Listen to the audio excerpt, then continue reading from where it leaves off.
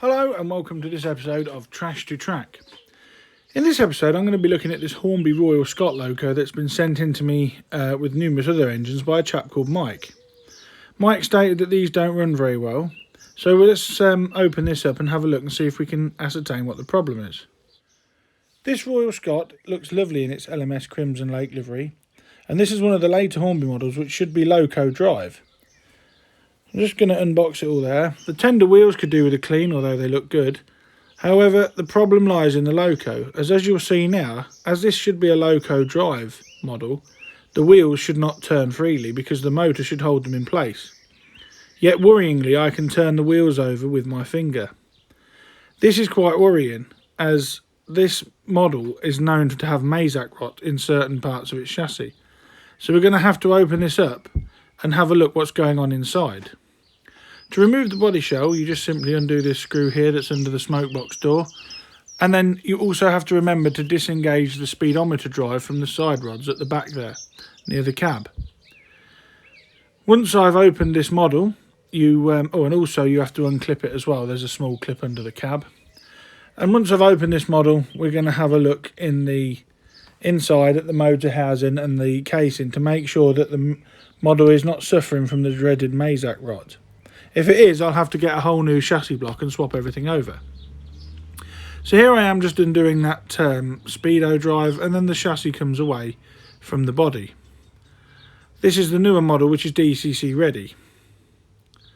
Having a look at it, and again you can see there that the wheels are turning quite freely, which means that the motor is in no way engaged with the centre cog on the centre driving wheel there.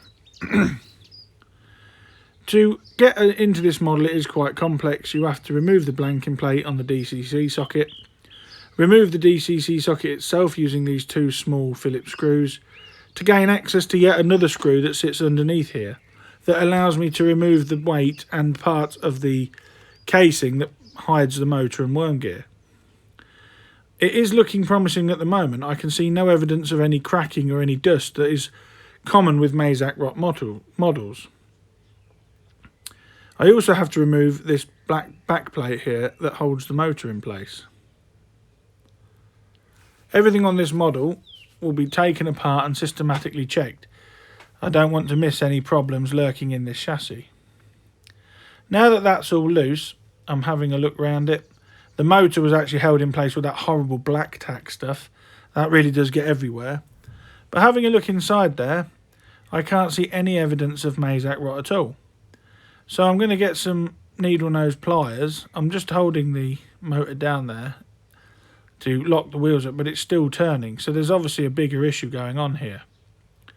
I do get a pair of needle nose pliers, as I was saying, and just test the strength of all the metal parts here, because if there is any Mazak rot, these would just crumble away.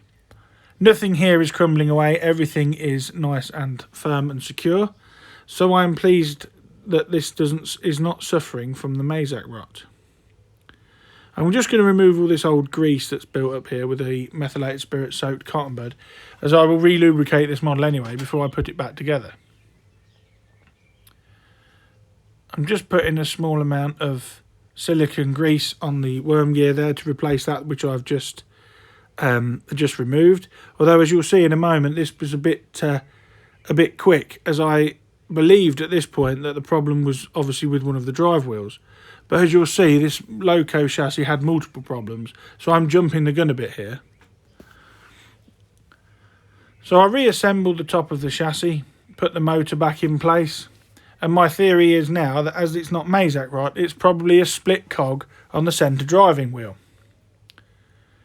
So just putting a small amount of oil there, and then replacing this motor keeper plate at the back. That fits over the motor end and then screws into place. Once all the top of the chassis has been rebuilt, I invert the Loco into my Loco cradle and remove the chassis keeper plate at the bottom here. Removing this will allow me access to the pickups and to allow access to all the axles. It's got this horrible type pickup assembly that's common on these Hornby models, so you have to be very gentle, as this thin brass is very easily broken if you're not careful. I can see immediately that that cog there doesn't look quite right. So I've had to cut the wires off the DCC interface to allow me to remove the pickup plate completely and allow me full access to the wheels, gears and bearings. I'm going to drop out the wheels individually, and I'm going to have to do that by removing the side rods. Using a hex nut screwdriver, I remove the crank pins on the middle driving wheel, remove it from the side rods there, and as you can see, this centre cog on this wheel is basically, there's no grip on it at all. It has completely split. I can turn the wheels freely by holding that cog, and that should not happen. So I've had to buy a completely new set of wheels for this Royal Scot. It was worth buying the wheels. I could buy the cog separately, but then I'd have to go to the problematic procedure of re-quartering the wheels correctly. This cog actually is fixed in place as it should, so this was then replaced into the side rods there that I'd left on the original two wheels, although later on I do actually replace these as a matter of course. It's then I notice another crack, and it's this cog that I've already lubricated. This drive cog that converts the motor energy from the worm gear to the wheels has got a huge split in it there, and this is also a problem. But weirdly enough, one of the other locos that Mike sent me was a Hornby Britannia, which suffered from exactly the same problem. So I'd already got one of these in stock, as when I did the Britannia I bought two, one as a backup. So I'm very fortuitous that I had that foresight. So I'm going to do this as a like-for-like replacement now.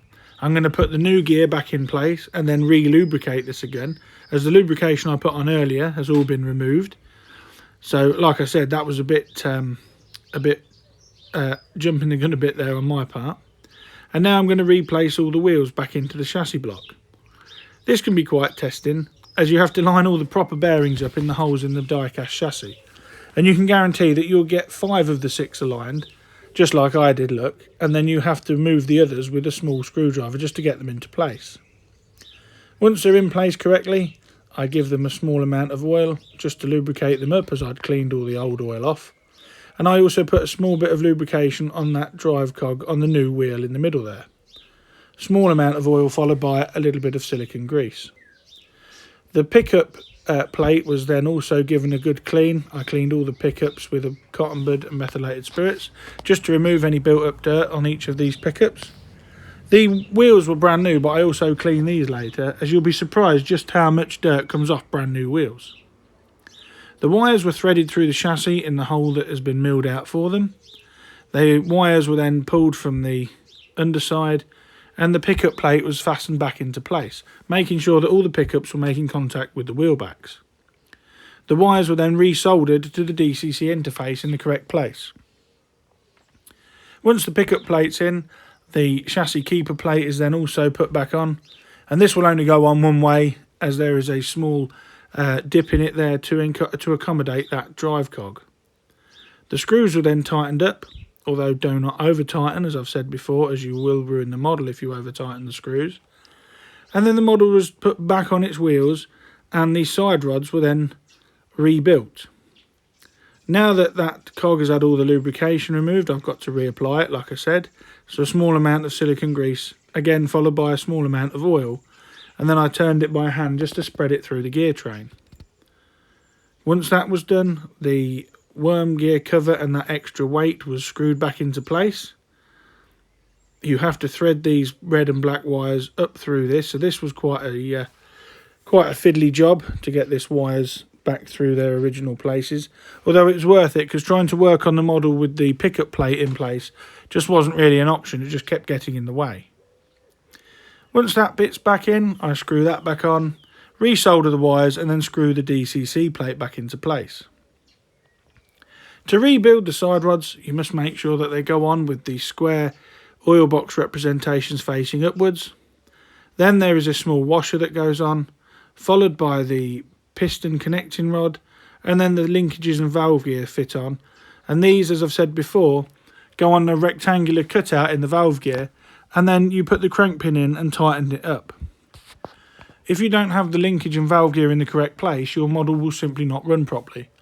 So if you're unsure, get a professional to do it, or you could indeed take photographs of the model before you disassemble it and then reassemble it in the same manner. I have had engines come to me in the past with the linkages in the wrong place, and the engine's tried to move and bent all the conrods.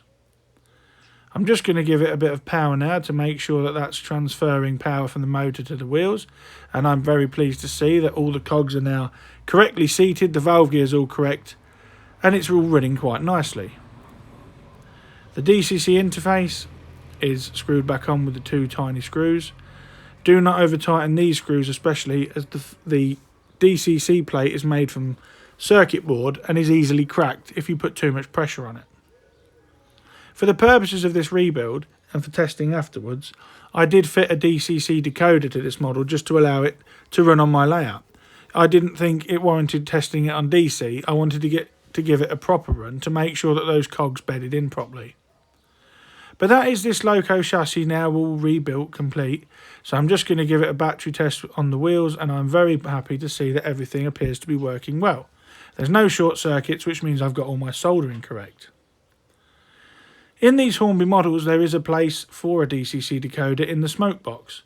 It is hollowed out, so if you do fit a chip to any of these models, as I'm going to demonstrate now, the chip fits in there and then the wiring loom simply pushes up into the boiler barrel and the chassis follows it. There should be plenty of room in most modern Hornby steam engines for a decoder of your choice. The clip was engaged in the back underneath the cab, and the chassis was gently pushed into place and the screw reinserted under the smoke box. Once that was on, I reapplied the speedometer linkage to the rear wheel there and refastened the crank pin. It can be quite tricky to get all the wires and everything in place on these, so just work steady and be patient. Forcing it at this point in the game will damage the model and you'll be back to square one. And there I am, just tightening up that small screw underneath the smoke box. Now everything's back together. Using a battery on the tender pickup bar, I am going to clean all these brand new wheels, as like I said, even new wheels can have a lot of dirt on them. And as you can see on that cotton bud in the background, these wheels are brand new Hornby spares, yet there is still quite a bit of muck on them. So all the driving wheels were cleaned, and then the tender wheels were cleaned as well with a cotton bud and mess, as these all form part of the electrical pickup for the model, the power being transferred by the tender drawbar. Before final testing, one last job that I'm going to do is I'm going to dust off the tender body shell and the Loco, because there's a few bits of polystyrene that stuck to them from the box, and there's also a little bit of dust on these models. And then once it's been thoroughly tested, it'll be back on its way to Mike. Mike actually sent me 3 engines, a Britannia, a 9F and this Royal Scott, and weirdly all 3 of them had got split gears. So it was quite strange that all 3 had developed the same problem, and they were all 3 from the same manufacturer. You can see there by lifting the Loco off the track, the tender pickups are working correctly. This Royal Scott really does look nice in its LMS Crimson Lake livery, and I'm very pleased that we've been able to rebuild this and get it back into service, as those split cogs on this had prevented it from running for quite some time. If you've got a Loco you'd like to see featured in a future episode of Trash to Track, please email me at dansmodelrailways@gmail.com and we'll have a look at getting it sent over, repaired and restored, and it may even feature in a Trash to Track episode all of its own in the future. Thanks again for watching a Trash to Track. Please like, share and subscribe, and I'll catch you again in the next video. Bye bye for now.